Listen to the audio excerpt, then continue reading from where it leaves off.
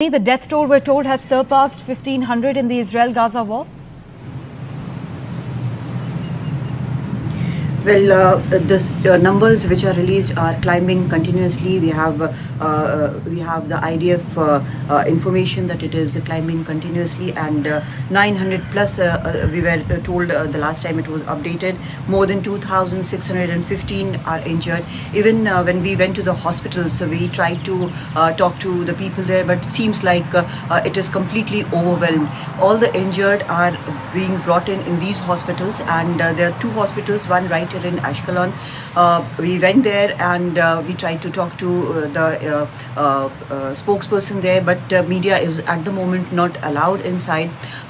We have seen the volunteers have put up help desks, and they are providing food, and they are also trying to console people over there.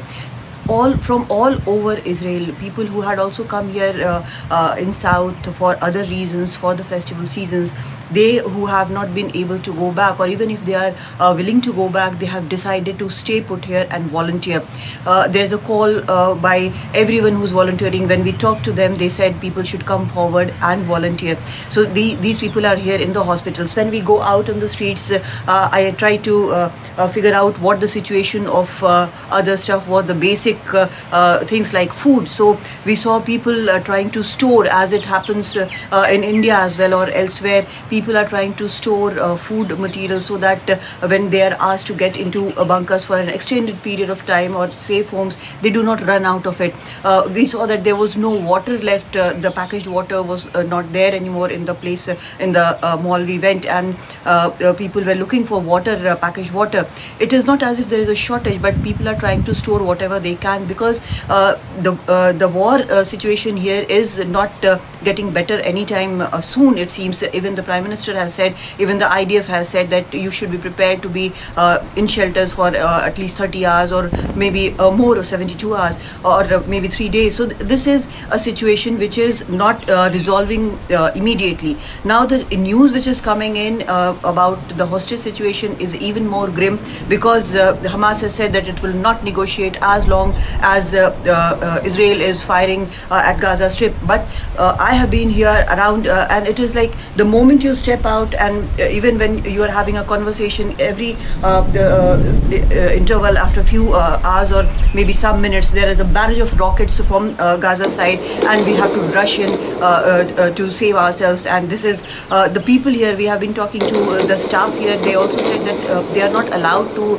bring in people who will be working here through the day. So there is a very small number of people who come in at definite hours. In the hotels now, there are no tourists. All you see is media persons in and around, and the people who are stuck here, or they are waiting for someone, or if someone they want to go and volunteer. That is all that is here at the moment. Streets are silent. You would see taxis, but those are those who are either media persons or volunteers, or the ambulances which are going into hospitals blaring their sirens. So this is a situation which is not easing anytime soon as far as the ground situation here is concerned, Parmeshwar.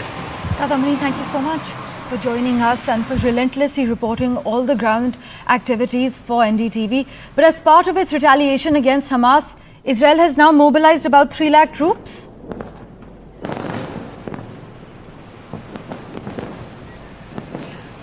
Well, yes, the reservists, we have been also talking to reservists. We have contacts. When I came here the last time, there were reservists who were actually protesting against the government, against the judicial reforms. Now they have been drafted in. 3 lakh reservists are going back. Yesterday, there was one person I was talking to. He was an ex-IDF spokesperson who was volunteering at the hospital. And there are others as well. There are women who have come in as volunteers, and now they are going back when the call has been given. The need at the moment, it seems, is like this is going to extend into a foreseeable future, at least for some time, because it's not easing. So Israel wants to be ready for any eventuality. This is just not one border, Parmeshwar, here in the south, but there is also a border open in the north. Last time when I came here, I saw the Hezbollah towers, and how the people were watching from those towers. A continuous watch was kept over northern borders of Israel. Now that border as well is a a war front. So now there is a fight going on there. In south here, there are several towns which are still affected. People have been asked not to leave their homes. So this is the situation for which Israel is preparing itself. It has the allies on its side. We have seen how the American statement has come. President Biden has spoken. We have seen how a joint statement of the world, some world leaders like France and UK and Italy have come. So these are the statements which are coming in at the moment. There are also lots of missing people and other nationalities, and Americans are saying that they will be looking for their missing Americans. There are other nationalities, people who are missing or have been found dead. So this is a situation for which Israel is preparing. It is preparing for a long haul because it does not know how the situation will unfold here. What will happen in next 24 hours or 48 hours is not clear. The situation as far as towns around here is concerned, the cities around here is concerned, maybe they have gained the control back. But what about what is happening from Gaza? The barrage of rockets, Hezbollah coming in from one side, and Hamas has taken hostages. So this is a situation which is unfolding at several fronts, and this is what Israel is preparing for, and it is a long haul prepare, because at the moment US has said that its soldiers will not be on foot here. They will not be joining in physically, but they have also prepared. They have given a situation where their warships are here around here in Mediterranean. So these are pressure tactics around. But when you hear Hamas saying that it is a war for freedom, then you understand that it is going to go on for a long time. Indeed. Kadamni, do stay safe. But if Israel is determined to deal a decisive blow to Hamas, which, by the way, Netanyahu has now made clear, this will inevitably involve a massive ground operation, at which point civilian casualties, which are already high, as you are reporting, are then likely to soar?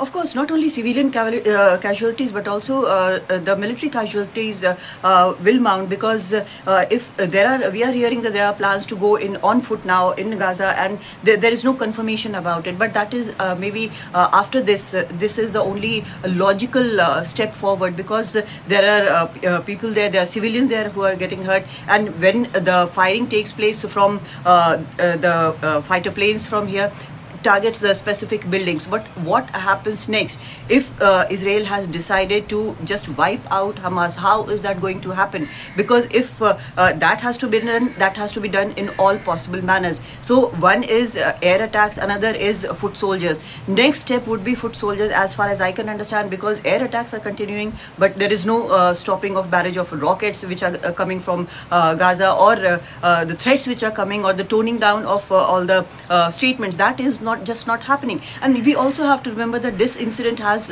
been compared to 9/11. Now, in recent past, or even in the last 50 years, there has been the number of casualties have not been so huge. Now we are talking something in the range of 900 to 1200, and that is a very huge number given the size of Israel and how it operates, and it has gone to great lengths to secure its citizens, even if it is one citizen in peril. So we have to understand how this psyche is working, and here how Israelis feel about it. Every single Israeli citizen we have talked to here is saying that this has to be stopped, this has to end, and Hamas has to pay for it.